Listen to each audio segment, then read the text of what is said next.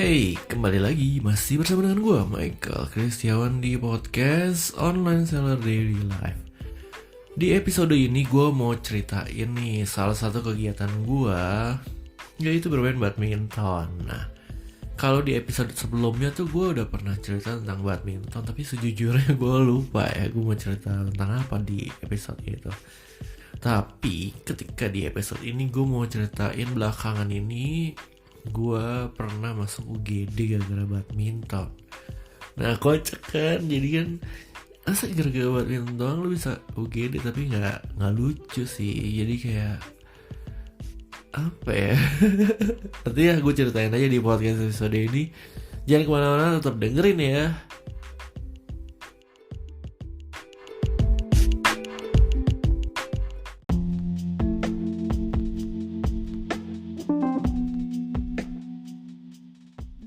Nah, jadi dari kecil ya, dari SD itu gue suka banget main badminton.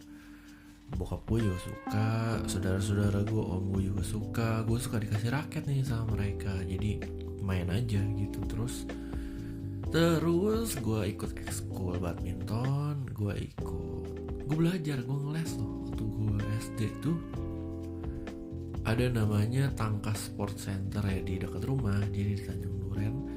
Sebelah rumah gue tuh ada komplek namanya Grandville. Nah di sana gue ngeles tuh namanya Tangkas Sport Center. Gue belajar tuh main badminton sama dia. Ada gurunya. Jadi gue berapa ya? Bertiga gitu ngeles gitu, kecil-kecil masih SD. Nah jadi gue tuh happy banget ketika main badminton tuh. Terus kayak apa ya, kayak seru gitu. Padahal mah bego tetap aja gak jago lah, bukan jago banget kayak atlet gitu, bukan. Seenggaknya gue bisa main lah sama teman-teman nanti. Habis itu ceritanya pas SMP itu gue ada ekskul badminton, gue main juga. Terus udah lama banget gak badmintonan, dan akhirnya gue pas di gereja tuh ada komisi muda. Nah itu suka main badminton bareng. Nah jadi gue main lagi, gue tetap main. Itu udah lama tuh, mungkin sekitar kapan ya, udah lama banget lah, udah dari SMA kuliah gitu main badminton, tapi nggak sering. Terus ada satu grup waktu itu ya, pas sebelum COVID, kita tuh rajin main di Gor Tanjung Duren. Cuma makin lama orangnya makin banyak guys, jadi kayak bisa sampai 40-50 orang gitu sekali main. Nah jiwa introvert gue kan jadi bergejolak ya. Jadi kayak main badminton tuh kayak capek banget untuk bersosialisasi sama teman-teman yang lain kan. Nah akhirnya gue males tuh kalau udah kayak gitu. Terus yaudah gue gak main badminton sampai belakangan ini ada temen gereja gue ngajakin. Ada yang jam pagi sama jam malam. Jadi kalau pagi itu biasa jam 8 sampai 10 gitu. Nah kalau malam itu jam 8 malam sampai jam 11, 3 jam, gila seru banget ya. Nah karena gue suka, jadi gue tuh main seminggu bisa 2-3 kali sama mereka. Sempet gue tuh main dari bulan November itu ya, main sebulan 2 bulan penuh gitu. Alhasil kaki gue kapalan. Sampai sekarang juga masih kapalan deh kaki gue. Nah masalahnya adalah ketika gue kapalan, terus gue pakai kaki gue itu buat nyetir sampai ke Jogja. Waktu itu ada event di Jogja, gue memilih untuk nyetir karena biar di Jogjanya ada transportation kan. Jadi gue nyetir, wah itu kapalan gue jadi makin parah, melendung, infeksi mungkin ya, tapi nggak kebuka, cuman kayak melendungnya makin parah sampai sekaki gue jadi gemuk, jadi bengkak gitu, merah, sakit banget, bener-bener sakit banget. Belum pecah kapalannya, masih berair kecil tapi jadi besar gara-gara gue pakai nyetir yang kaki kanan ya kan, naik turun nginjek pedal, nginjek rem gitu kan. Wah itu sakit banget. Jadi ketika gue sampai di Semarang, gue sakit setengah mati, nggak bisa jalan, dan gue ke UGD. Siloam gue ke UGD. Ya udah di sana diobatin, cuman dikasih salep sama obat minum antibiotik. Terus gue langsung cari driver pengganti untuk nyetirin gue dari Semarang sampai Jogja. udah gitu udah nyetir, ya udah untungnya besoknya gue masih jalannya pelan-pelan dan lusanya udah sembuh total. Emang kapalan tuh sebenarnya sebentar ya guys ya, kayak lu cuma butuh waktu untuk dia kering terus dia pecah, habis itu udah nggak sakit lagi. Nah gue sempat berpikir, akhirnya gue memilih untuk gue cuti dulu main badminton sebulan. Jadi bulan Desember tuh gue gak main badminton tuh sebulan, dan kapalan gue sembuh total, bersih mulus kaki gue dari kapalan. Jadi memang badminton itu emang ada side effect-nya ya, salah satunya kapalan yang bisa bahaya juga kalau kapalan lu bengkak. Nah itu dia yang gue mau kasih ceritain ke teman-teman. Selain itu, efek sampingnya adalah lu bisa capek. Lu bisa mati di lapangan, itu yang paling parah. Jadi gue tuh kalau main tuh biasanya sekali game main juga gak pernah single, gue mainnya double. Nah habis itu gue main terus gue istirahat 2 kali putaran. Jadi misalnya gue dilewat, habis itu temen gue main kan, habis giliran gue, habis itu giliran teman-teman gue main, habis itu gue gak main dulu sampai temen gue main lagi sekali lagi atau siapalah, habis itu baru gue lagi. Kenapa? Karena gue tau gue ada asma dan gue gak sekuat itu badannya. Jadi kalau gue digeber sampai 3 kali game gitu ya, gue pernah tuh, wah jantung gue heart rate tinggi, deg-degan parah, nafas gue bisa kayak tersengal-sengal kayak mau berhenti gitu, nggak bisa gue. Jadi gue takut mati, jadi gue mendingan gue istirahat sekali gitu, 2 kali gitu. Oke, abis itu yang mau gue ceritain nih apa ya? Gak, gue mau ceritain tentang etika dalam bermain badminton. Pertama, ketika lo bawa kendaraan, sebelum itu dulu. Jadi lo akan dibikinin grup kan ketika lo bermain badminton ya. Jadi lo punya grup, biasanya grup itu ada isinya 100 orang gitu. Dia nanya nih, siapa yang mau main badminton nih hari Jumat ini, ayo absen. Nah ketika ditanya gitu, sebagai salah satu bentuk komunikasi yang baik, lo harus membalas. Bisa atau nggak bisa lo tetap balas. Jadi misalnya gue nggak bisa nih, ya udah lo bilang gue nggak bisa, selesai. Atau gue bisa, jadi lo bilang gue daftarin nama gue di situ, lo absen, gue mau ikut nih di situ. Dan etikanya adalah lo harus make sure lo bisa datang.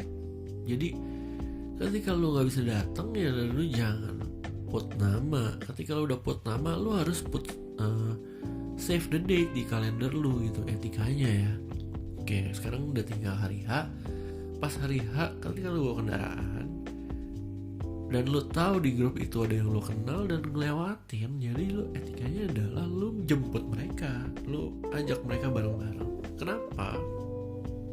Karena di lapangan badminton tuh parkirannya susah.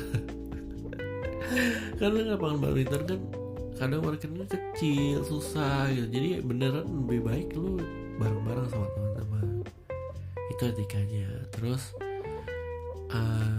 habis itu ketika di lapangan lu begitu nyampe duluan, lu berhak untuk pemanasan dulu.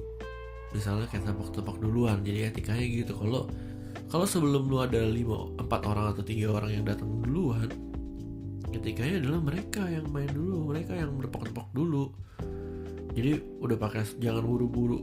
Misalnya kayak lu baru datang, lu langsung buru-buru pakai sepatu, langsung buru-buru ke lapangan. Jangan. Lu etikanya adalah nanya dulu ke mereka yang datang duluan, gue boleh nggak pemanasan dulu, atau ya kalau emang ada 2 lapangan 3 lapangan ya nggak apa-apa, lu pakai aja yang kosong. Tapi kalau cuma 1 lapangan ya lu tanya dulu ke mereka yang datang lebih awal.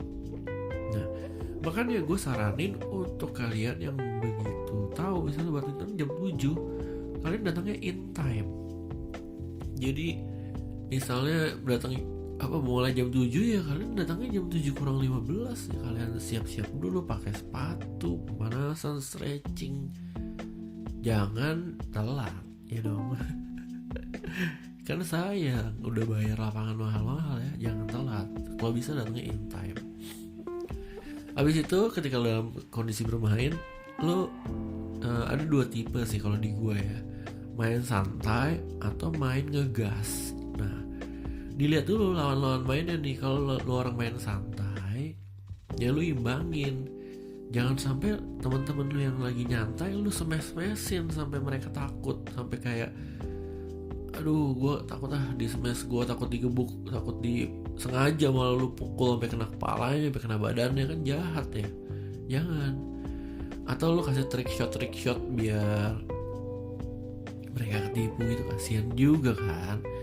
Jadi better lu orang tahu lawan mainnya siapa, lu pelajarin. Nah kalau lawan main lu jago juga dan cepat mainnya, ya nggak apa-apa lu smash-smashin aja, karena dia lebih tertantang untuk bermain seperti itu daripada bermain kayak aduh gue nggak mau ngejar bola. Nah itu ada tuh kadang ketika lu bermain sama orang yang jago dan lu nggak mau ngejar bola, dia nggak mau main lagi sama lu.